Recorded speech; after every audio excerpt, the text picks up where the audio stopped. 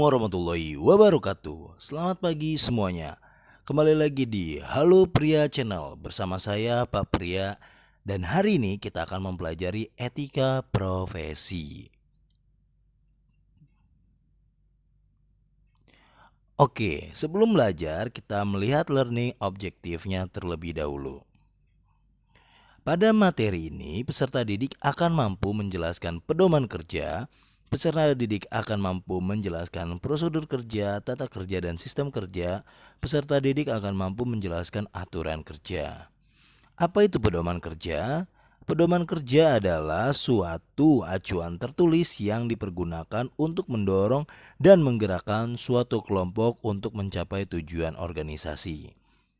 Fungsi pedoman kerja adalah sebagai dasar hukum bila terjadi suatu penyimpangan, mengetahui secara jelas hambatan-hambatan yang ada dan mudah dilacak, mengarahkan petugas atau pegawai untuk bersama-sama disiplin dalam bekerja, sebagai pedoman dalam menjalankan pekerjaan rutin. Tujuan dari pedoman kerja adalah yang pertama, memperjelas peran dan fungsi tiap-tiap posisi dalam organisasi, memperjelas alur tugas, wewenang, dan tanggung jawab dari pegawai terkait, melindungi unit kerja dan pegawai dari kesalahan administrasi, mengarahkan pegawai agar disiplin dalam bekerja, menghindari kesalahan, keraguan, duplikasi, dan inefisiensi, memperlancar tugas pegawai atau unit kerja sebagai dasar hukum bila terjadi penyimpangan, sebagai pedoman dalam melaksanakan pekerjaan rutin. Prinsip pedoman yang pertama adalah konsisten. Artinya apa? Harus dilaksanakan dari waktu ke waktu oleh siapapun dalam kondisi apapun untuk seluruh jajaran organisasi. Komitmen artinya adalah harus dikerjakan secara komitmen penuh dari seluruh jajaran organisasi, baik dari level paling rendah hingga yang tertinggi. Improvement adalah perbaikan yang berkelanjutan, harus dilakukan secara terbuka terhadap penyempurnaan untuk mendapatkan prosedur yang benar-benar efisien dan juga efektif.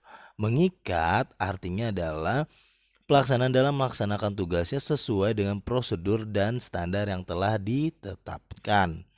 Ya, segala unsur memiliki peran penting. Gak ada, walaupun dia level bawah, setiap masing-masing pegawai mempunyai peran yang sangat penting. Terdokumentasi adalah seluruh prosedur yang telah ditetapkan atau distandarkan harus didokumentasi dengan baik, sehingga dapat selalu dijadikan sebagai referensi kapanpun dibutuhkan dan bagi mereka yang memerlukan. Prosedur kerja. Prosedur kerja adalah suatu rangkaian dari tata kerja yang saling berhubungan satu dengan yang lain, di mana terlihat adanya satu urutan tahap demi tahap dan jalan yang harus ditempuh dalam rangka menyelesaikan suatu bidang tugas. Prosedur artinya sama dengan tata kerja yang pada akhirnya akan membuat atau menciptakan sistem kerja.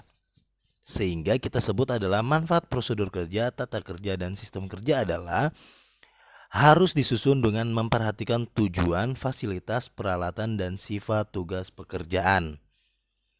Untuk mempersiapkan segala sesuatu dengan tepat, terlebih dahulu mempersiapkan tujuan pokok organisasi.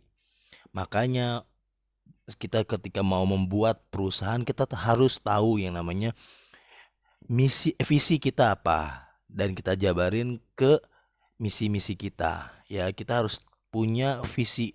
Organisasi itu harus punya visi yang dijabarin ke misi-misi. Ditentukan satu bidang pokok tugas yang akan dibuat di bagan prosedur. Perlu didaftar secara rinci tentang pekerjaan yang harus dikerjakan, berikut lama waktu diperlukan dan dilaksanakan. Dalam penempatan urutan tahap demi tahap dari rangkaian pekerjaan, maka antara tahap yang satu dengan yang tahap yang lain harus terdapat hubungan yang sangat erat yang keseluruhannya menuju ke satu tujuan. Oke. Selanjutnya adalah simbol-simbol dalam prosedur kerja. Ya, tadi seperti saya bilang adalah prosedur kerja itu sama dengan tata kerja yang pada akhirnya akan menciptakan sistem prosedur kerja atau SOP. Sistem operasional prosedur ya. Nah, itu adalah satu rangkaian. Contohnya seperti ini. Ya.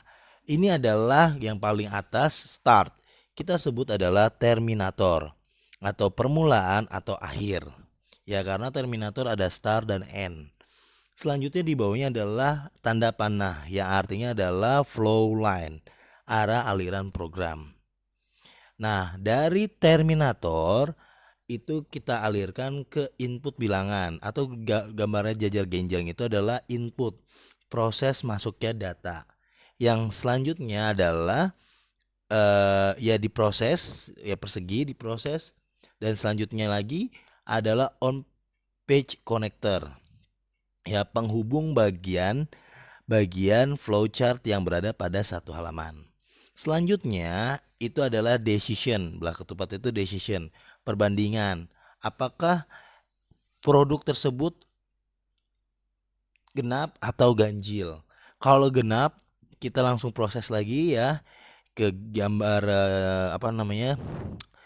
jajar genjang, dan selanjutnya ke terminator lagi diselesaikan. Seperti itu.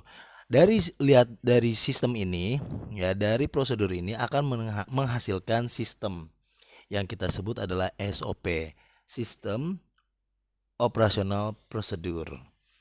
Oke, selanjutnya adalah aturan kerja.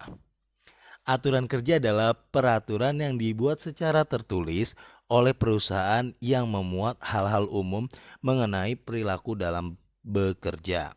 Aturan kerja berlaku bagi semua pegawai dan seluruh unsur yang terlibat dalam perusahaan.